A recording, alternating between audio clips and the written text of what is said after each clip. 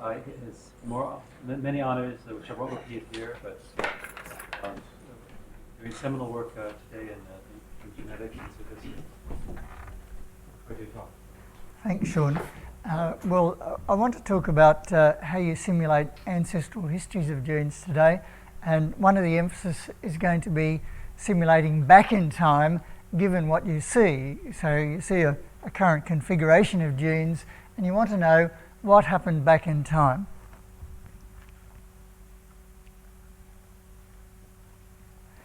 There's one very famous model in genetics that describes how the lines going back of genes behave, and that's what's called a coalescent model.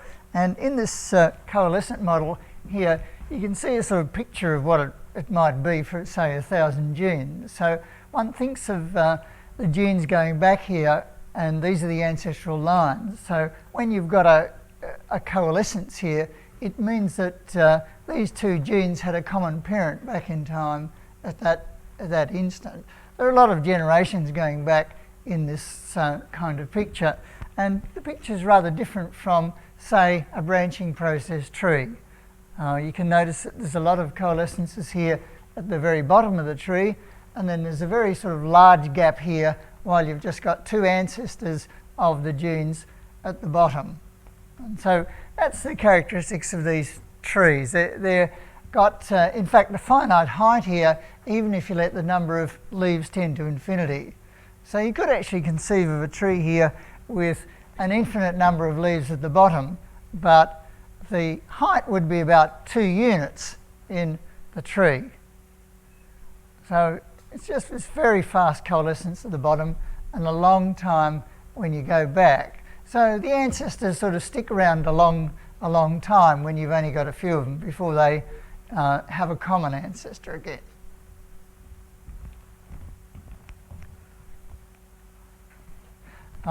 This is called the coalescent tree, and it comes from a paper by John Kingman in 1982, a very, very famous picture.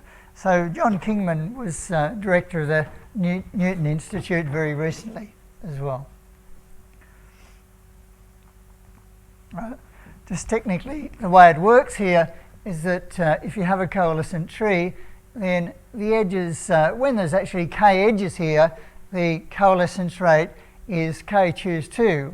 So you couldn't, in a way, think of a very simpler kind of model. It's a very elegant kind of description of how genes coalesce together. So the coalescence rate is 1 per pair to get the k choose 2 in the way that you're thinking about it here.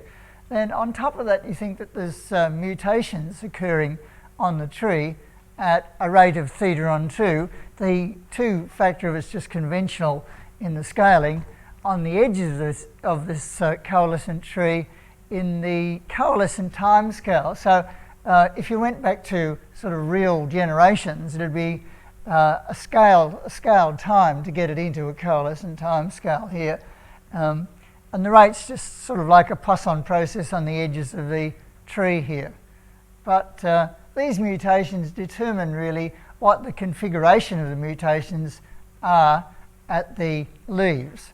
So the genes are at the bottom here, and you sort of see what's at the bottom, and you want to make some inference about what the tree looked like back in time.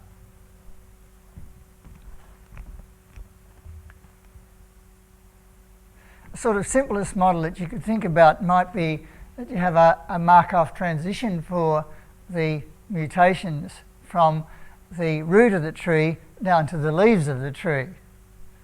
So maybe a simple model then is that you have a type space for the mutations of 1 to D, and a type change occurs by mutation from a parent to an offspring according to a transition matrix P. So the colours are different types here as you go down the tree. You could, maybe it's convenient to allow type changes from I to I as well for the 2 black ones on the left here. Well, it's just a sort of Markov type change down the bottom. And that might be, say, a single base where you've got an alphabet of four letters, A, T, C, G, or it could actually be a whole length of DNA. And so if you had a whole length of DNA, you just change one base at a time. You could have this base mutates or this one mutates, and so D would be a large number in that case.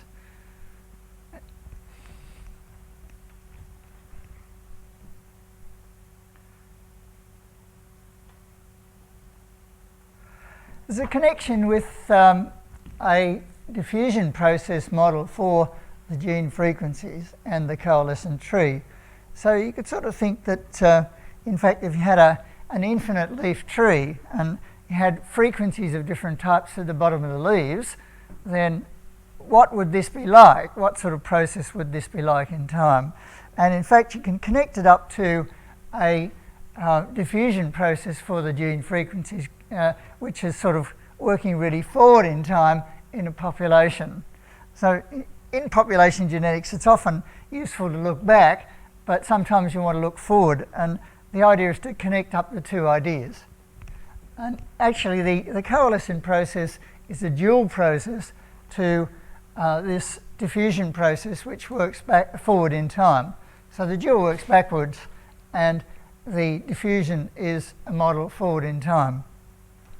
So supposing one thinks then that you've got a type change occurring by mutation from a parent to an offspring in some sort of population here, according to this transition matrix P that we had before, then the population frequencies of genes forward in time are distributed as a diffusion process here with a state space here where the gene frequencies add to 1, and the generator has this very classical form of a right-Fisher diffusion like this. So this is the rate matrix here for change, and this term here is this covariance kind of matrix term here comes from a multinomial sampling kind of distribution here. So you notice this is sort of like a multinomial kind of covariance matrix here that you've got, and R is just the rate matrix forward in time. So I want to, in this talk, somehow connect this diffusion process here. It reflects because of the mutation. So you never get stuck in the boundaries here. In this particular one, the rates are always, you think that the rate matrix is such that, yeah, you've got a stationary distribution for P. You always choose P here, so there's a stationary distribution for P. And so, yeah, you're not really so concerned about the boundaries. Yeah, you do hit the boundaries, but you're not sort of fussed with it really in general.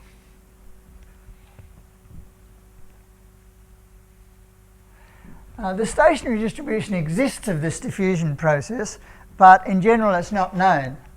So it's quite a hard problem to try and figure out what the stationary distribution would be in that diffusion process. And many people have tried and failed. It's a tough problem.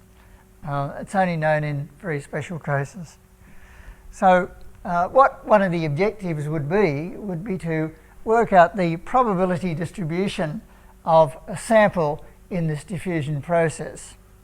And that's exactly the same as working out the probability distribution in the n leaves of a coalescent tree. So it's the same thing. And you can view it from the diffusion process point of view or from the coalescent tree point of view as well. So that's the objective, to try and figure out a way to work out the probability distribution P of n.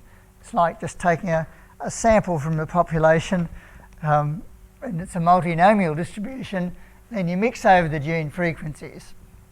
Or as I said, it's the same thing as looking at the leaves in the bottom of a tree and saying, in these leaves, what would the probability distribution of the types be?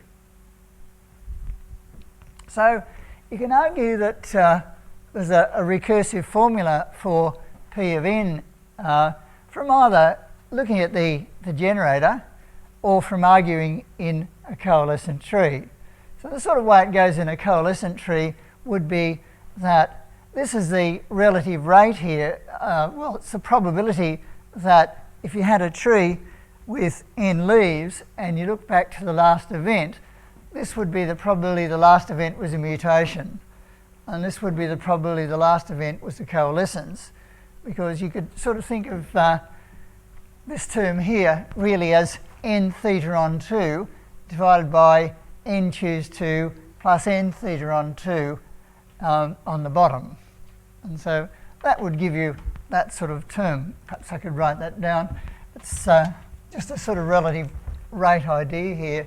So if you have theta on theta plus n minus 1, that would be equal to n theta on 2 divided by n choose 2 plus n theta on 2. So this would be the sort of rate of mutation when you've got n genes, and this is the rate of coalescence. So that's the probability if you look back in time, the first event was a mutation. And then if it was a mutation, to get the current configuration, you'd have to have one extra type I, so EI is a unit vector, and one less type J, then you'd have a mutation to one of the type I's to a type J. In the other case here, if you knew that there was actually a coalescence, then the configuration 1 at the next event back would have had to have been one less of type J, and you can think of coalescence in this direction as branching in that direction. So there'd be a chance of nj minus 1 on n minus 1 of that particular gene branching, that particular type branching. So that's sort of loosely the way it works. It's a bit hard to understand that as an audience, I think. Or you can get it from the generator of the diffusion process. So the connection with the coalescent process here is what you would do is sort of order the events here in the coalescent tree. So H0 is the current configuration, and looking back in time, it's conventional to think of H0, H minus 1, H minus 2, and so on back in time. Doing it like that, you can see that what happens here is if you get to a state where you've had a mutation here, what would happen here is you have to lose a type J going back and gain the type I here at step k minus 1. Or if you have a coalescence at this particular time here, back here, then what one would have is you decrease from n dash to, say, n dash minus ej in this tree. H of minus m is the time when, or well, really, H of minus m means when you hit an ancestor back at the root of the tree. So you're interested then in the sequence of states that you go through back to the ancestor. It would be quite difficult to actually evaluate that recursion in general because it's a very large recursion. So you can't really, it's not really feasible to work out the probability of H0 directly. And there are various approaches to try and work out the probability of H0. And I want to think about an important sampling way of doing that. You could simulate trees forward in time, but you'd never get your tree. So in that sense, it's a rare event that you're trying to compute the probability of. You don't sort of get your tree because you want to see what's the probability of a given configuration here that you have.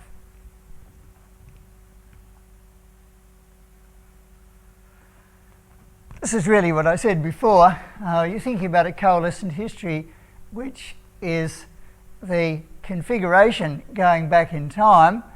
In the embedded events in a Markov process, we have coalescence, mutation, or you could in general have more complicated events than this. So I'm presenting the very simplest model that you could have, but you could have very sort of more complicated trees with recombination or other things happening to them, maybe migration or different events. So this is a very sort of simplest case that I'm thinking about. And there's a consistency in these trees that if you take a cross-section of the tree and you ask for the probability of what the configuration is, it's always P of n if you've got n individuals. So it doesn't matter where you are going back in time, there's a sort of stationarity of these trees and a consistency. So if you've got any number of edges, the distribution of the types is always the same. It only depends on it doesn't matter where you are in the tree by a sort of stationarity and consistency condition. There's a history of importance sampling in these trees, and it's seen somewhat differently by different groups. It wasn't called importance sampling when it first started, but certainly it was. And so Simon Tavaro and I did a lot. And then in recent years, Stevens and Donnelly, Matthew Stevens and Peter Donnelly did a lot on it, and certainly have a very nice paper in this paper in 2000. And the work's continued on, and people are still doing more on this kind of idea and improving the proposal distributions in importance sampling.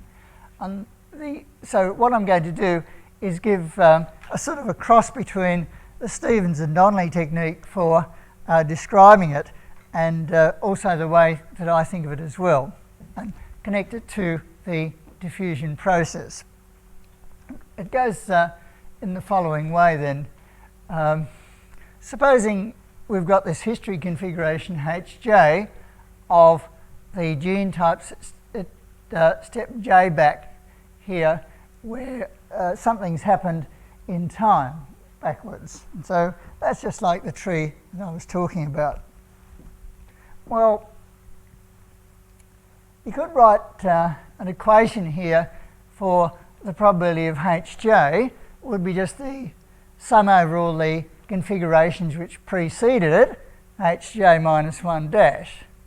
So that would be just a regular sort of Chapman-Kolmogorov equation. It's a forward equation coming down the tree, and it's exactly the same as that recursive equation that I wrote several slides back. It's no different from that. It's just really writing it down in terms of the h's. So these coefficients here would just be the coefficients in the recursion that we had a couple of slides back.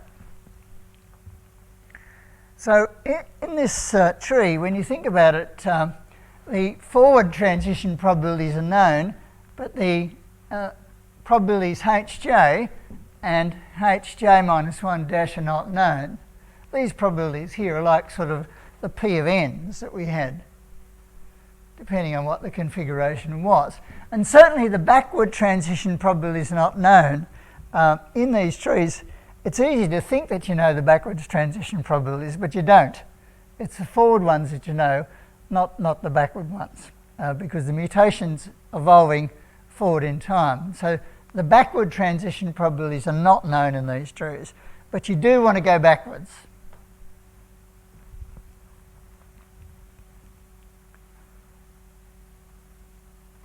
So there's a way of doing importance sampling. So what you're doing is, this is an important slide, you're thinking of a way to go backwards by importance sampling when you don't have any backwards transition probabilities.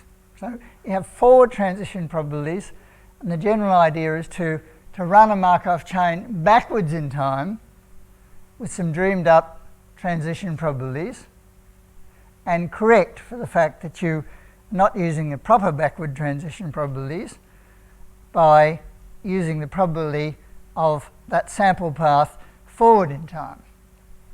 So this is rewriting this forward equation here, but thinking of it as going back in time. So doing that, we've just introduced here a reverse importance sampling transition probability. I haven't said how we'll find these yet. So we've got to have some way of actually working these out, where we're thinking that we're going now back in time to hj minus 1 dash up the tree, given the current configuration. So we could write it in here and then just cancel it out in the usual kind of importance sampling way, but it is different because it's not going in the same direction. It's going backwards instead of in the usual same direction that you do importance sampling in. And then one can reinterpret this whole thing as that P of H naught, which we wanted to find, was the product of these importance weights times the probability of the ancestor configuration in the tree. Well, this says the E of P hat means that we run the process under P hat going back in time instead of forward in time. And so if you summarised it here and looked at the top line, that would be the probability of working out the history, curly h, from the ancestor down to h0. This is the answer, starting with the ancestor down to h0 on the numerator. And the denominator would be the probability of going backwards in time under this proposal distribution. This is a sort of general Markov chain construction, in fact, for importance sampling back in time, and maybe it's familiar to some people. That's a way of correcting it here, and you're thinking of the measure, if you like, you're running it under going back instead of coming forward.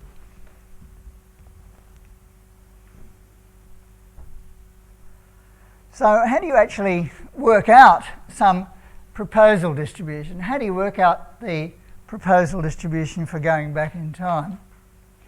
Well, you could use Bayes' rule and think maybe there's some mileage in doing that. So putting it up here, supposing you write pi of I given n is the probability that an additional type chosen from the population is of type I, given a sample configuration of n. And it turns out that you can use these pi of I given n very, very efficiently to write a proposal distribution. And the development of using these is due to Matthew Stevens and Peter Donnelly very much. So you could write, for example, P of n here, remembering that P of n is just a sort of sampling distribution from the population in this multinomial mixture. It follows that you could write it like this. In fact, it doesn't really depend what j is here. There's an exchangeability of the types in this P of n. It doesn't really depend on the order in which you sample.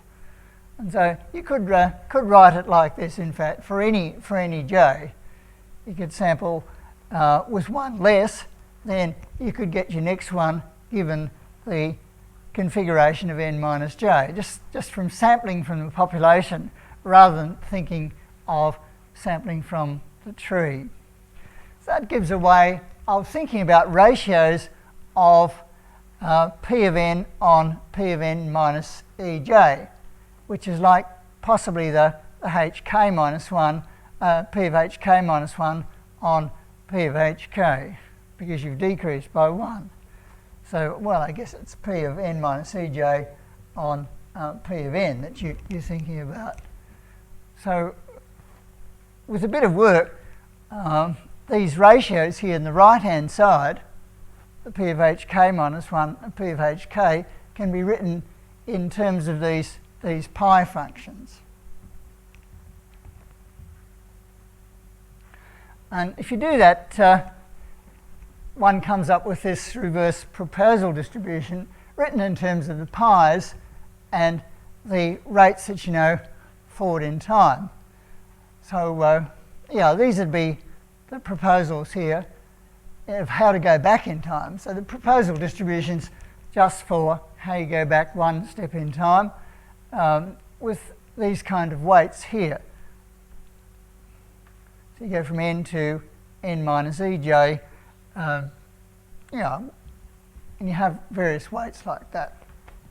So what do you actually do then to, how do you actually use this construction? Well, what it means is you actually run this chain back in time for many runs, like sort of 10 to the 8th runs or something like that, and you would then just average your importance weights to give you an estimate of P of n. That's what the objective would be, to work out the probability distribution of a sample. And for example, you could estimate theta, if you want, by maximum likelihood by varying theta and seeing what the likelihood you got was for different thetas. That's an interesting problem in itself, because you've got a noisy likelihood that you're trying to work out. So you would work out a value of P of n for one value of theta, then P of n for another value of theta, and so on, and you might try and find the maximum in this very noisy likelihood surface, because there'd be some variance of P of n, of course, due to the sampling method you get. There's another kind of objective here that one wants to do, and it's a bit more general than just working out P of n. And the objective then would be to really simulate complete ancestral histories here, given the current configuration. So that's a wider objective than just working out P of n. And you can do that in a sense, because what you get is a likelihood. So the likelihood you get of your data is really the importance weight. So you get one importance weight and you would get a simulated tree back in time. Then you get another importance weight and a simulated tree, and so on. So you get more than P of n, in fact. And you could extend this idea to putting times in the process. So instead of just this embedded Markov chain, you keep the actual times, which are the forward times, involved in this, between these events. So when you're keeping the times in these events, that tells you something very interesting about the tree. It tells you, for example, what the time would be to the ancestor of your tree conditional on your current configuration. And so you can ask sort of interesting questions like that.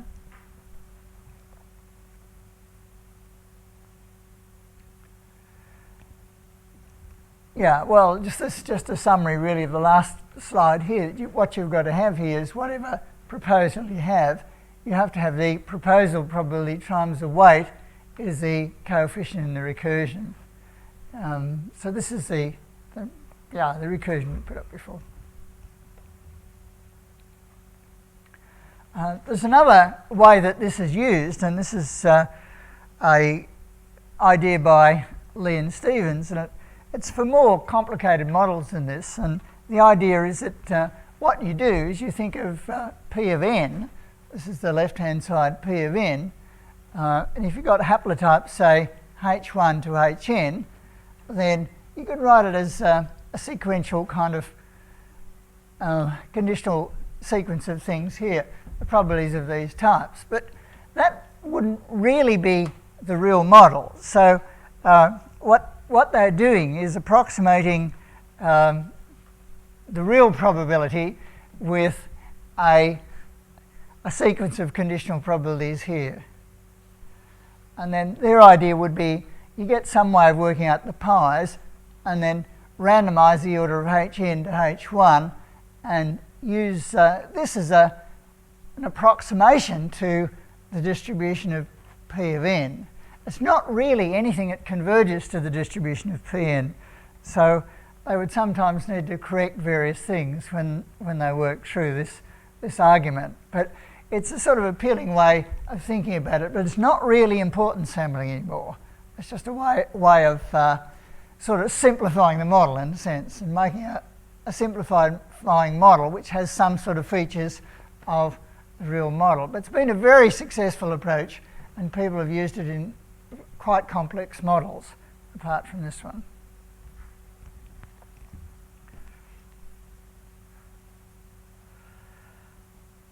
So how do you actually find the pi's? It still remains to try and figure out a way to think, how would you work out these pi hats, which then give you the proposal distribution for going back in time. It's a way to sort of think that maybe how would you do it? You could make a sample approximation here that if Bj was the event that a gene of type J is the first type to be involved in a coalescent or mutation event back in time, then maybe P of Bj hat, P hat of Bj given n would be Nj and n to a very, very first approximation, just ignoring all the other types around you and thinking it's only depending on your proportion. And the heuristic for that would be that if you had the whole population, then I suppose P of Bj would be actually Pj if you had a stationary distribution Pj. But it's really more complicated than this, and it really depends on the configuration of the other individuals around you. But that's a good first approximation that you would use, and that gets a long way in dealing with this problem. There's another sort of way of doing it with Maria de Oreo and myself were thinking about how you might do it using the diffusion process generator. And the way to do this is to think we can't really solve this for the exact stationary distribution. If we could, then we wouldn't have to do this problem because we'd know the stationary distribution of the sample. So instead, we could use a trick here. In the real diffusion process setting, you'd certainly have this one because of stationarity. The expected value of the generator times any function of the gene frequencies would be equal to 0. But it's not, you can't really solve this equation. It's difficult to solve. So one approximation might be to think that if you write the generator as in the top line, that you assume that component-wise, the jth component in the generator, the expected value of this jth component acting on this sample probability is actually 0 for each j belonging to E. And that's an assumption which turns out to be equivalent to the other assumption I was talking about in the earlier slide. And surprisingly, this actually leads to a consistent set of equations for pi hats. You can find a set of pi hats by solving these equations you get. So really you get a set of pi hats for each j, but you pretend that they're the same and then solve them, and it works well.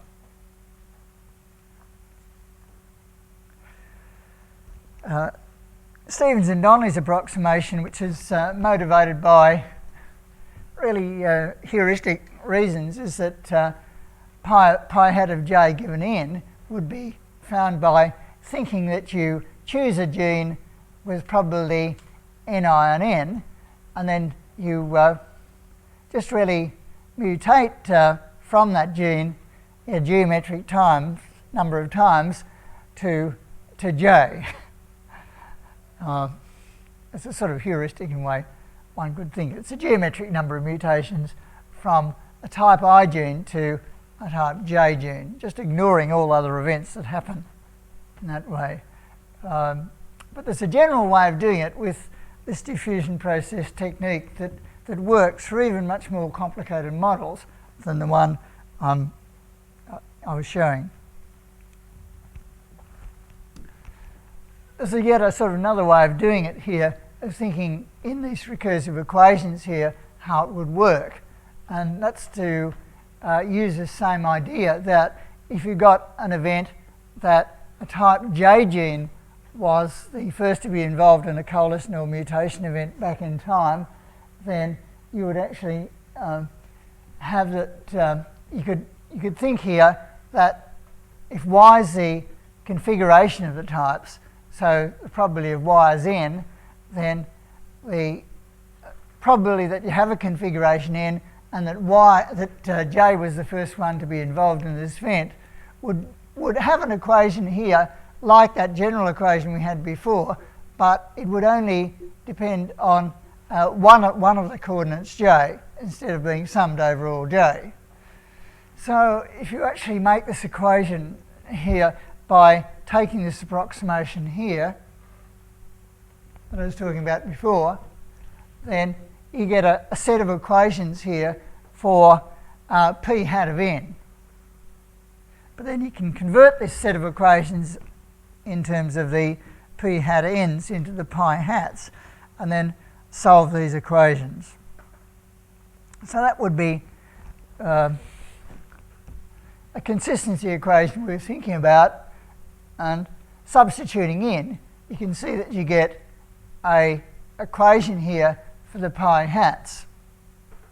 Well, if you look at this for a long enough time, you can think that pi hat is actually a stationary distribution in a Markov chain, and this is the stationary distribution in this Markov chain here.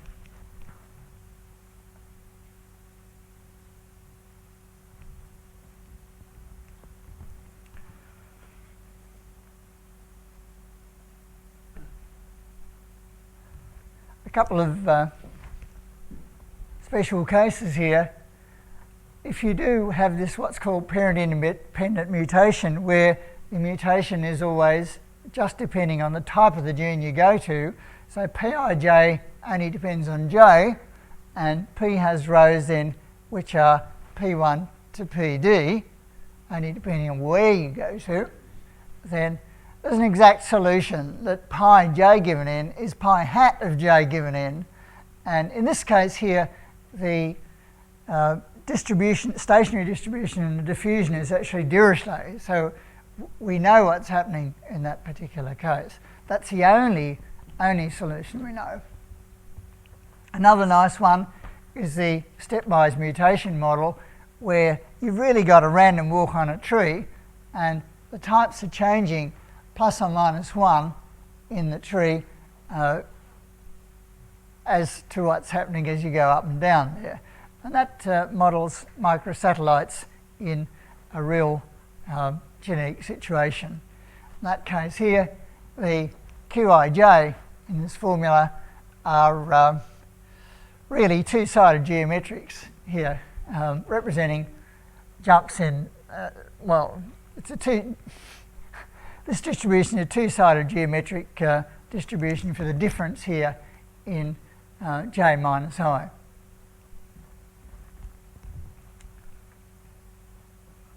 There's another kind of data that one might encounter, so partly clearing one's mind about all the earlier part of the seminar, but keeping it in mind. This is a slightly different model, and this is a model that's very relevant today, where you have DNA sequences. So the data here is that the genes at the end of the tree are sequences, are long sequences, and in these sequences what you have is this is your different sequences at the bottom of the tree, say. This is a real data set, a beta globin data set, and there's really many more bases in this. So there's a lot of bases in this DNA which are all the same. So you have many which are just sort of A or T, something like that. And this is the ones where there's really two types here at a site. So here's A's and C's, T's and C's, T's and C's, A's and G's and so on at the different types. There's only two types here at a site. And the model here for these DNA sequences is that you have a mutation that then is always new, completely new from the other types. And it always happens at some site where there's never been a mutation before. At the right-hand side are the frequencies of the types. The left-hand side is just sort of some convention of haplotypes, of labelling the haplotypes. There's a root sequence here, so it's known which is the ancestral sequence here. So how do you actually tell what's an ancestral sequence? Well, one goes out and gets a chimpanzee and sees what the chimpanzee sequence is. And maybe that's right, maybe it's not quite right. So that's how you tell what the root of the sequence is here. You know that's the root type. And so in that case here, you would know that A was a mutation from the root. And C was the ancestor type. So we will assume here that we know which is the ancestor type. We have an outgroup like a chimpanzee group or something like that. Now, this comes from a paper in 1997, a long time ago now, but it was one of the first studies of the ancestry of a group of genes here. And the interest in this particular data set was that there's some old Asian lineages in this particular data set. How does this work? Well, if we have a coalescent tree here, we still have mutations on the coalescent tree like we had before, but you can actually see all the mutations down below. So if we're thinking about a gene tree here, would describe what's happening here. So in this one here, if we think about 3, say, 3 occurs in A, B and C, it's passed through. Here's 3 occurring in A, B and C, 1's occurring in D and E. What happens with this is that there's surprisingly a one-to-one correspondence between gene trees and sequences, DNA sequences like this. It's sort of obvious that you can go from this kind of a tree down to this one, but actually there's an algorithm for going from this one to this one here. And the tree is essentially unique. It's what's called a perfect phylogeny, apart from, say, 1 and 2. And you can flip the 1 and the 2 and it doesn't make any difference, but that's not really so important there. There is some ordering, and you might as well call them 1 and then 2. So there is a unique tree from the data here. So one can actually think of the data here as a tree, and it's very nice to do that.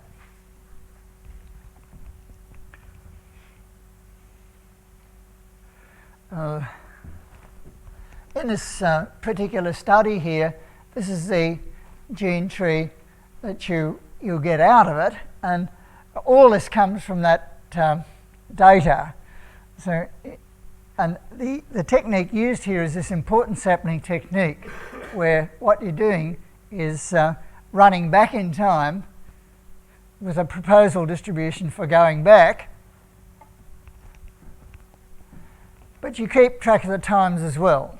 So instead of just having the embedded chain, you have a Markov process going back in time, and you run this lots of times, and you get an empirical distribution of these gene trees, and the weights are the importance weights in the empirical distribution for it. But you get all these times and ages of mutations.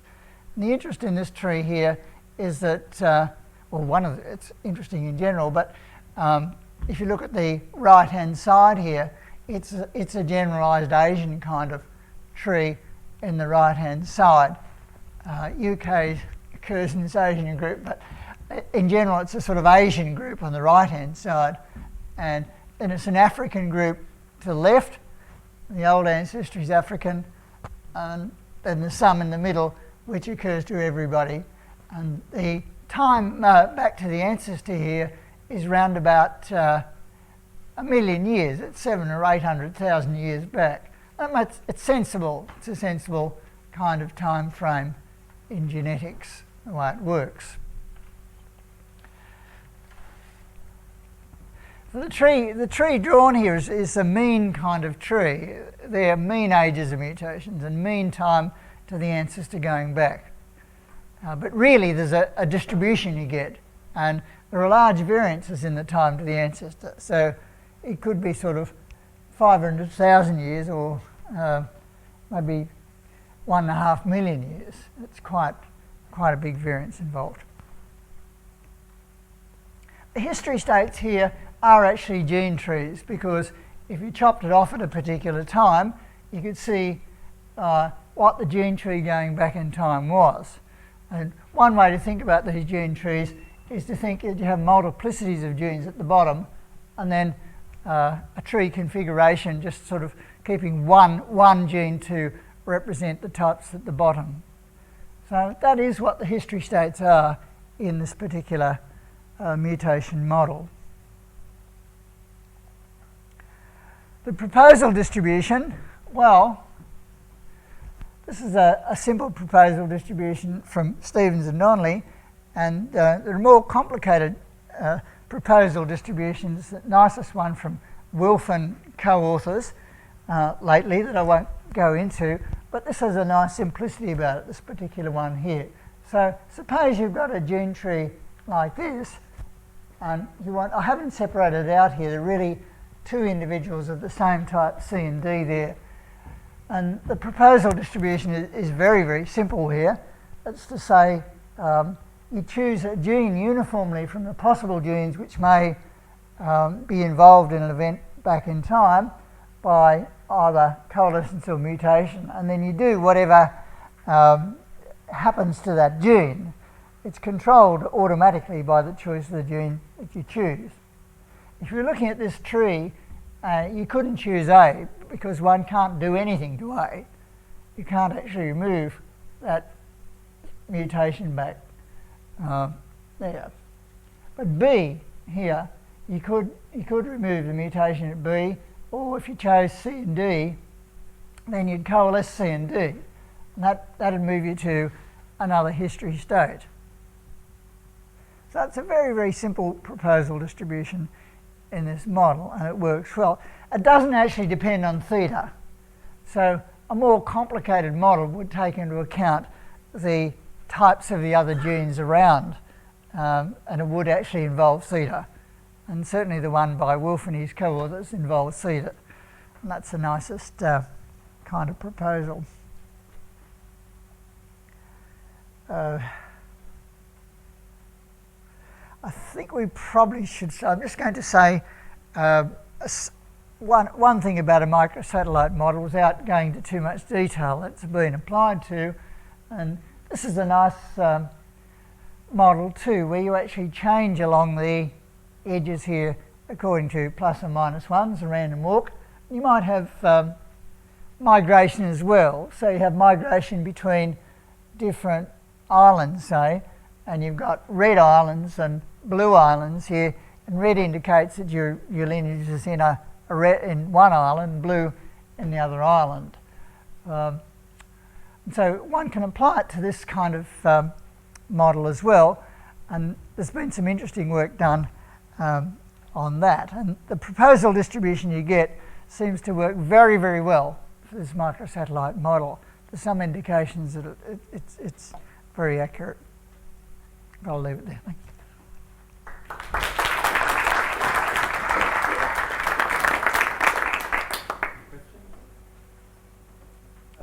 Yeah. When you say that the diffusion model is a dual one to the Yes. correlation model, does that have a precise mathematical meaning or Yes, it does have precise mathematical meaning. You can do it the very simplest meaning that it's just a moment dual. So you can get a duality equation. It's a moment dual in the diffusion process. So that's the sort of simplest kind of dual you could get. I mean, the other thing to do is to actually construct the process, construct the diffusion process from a particle process. And that's a work by Donnelly and Kurtz in their look-down process. So you can actually get a Fleming-Vieau version of the diffusion equation and really sort of generate the diffusion equation from this dual process of particles. You construct the diffusion from this. That's a stronger kind of construction.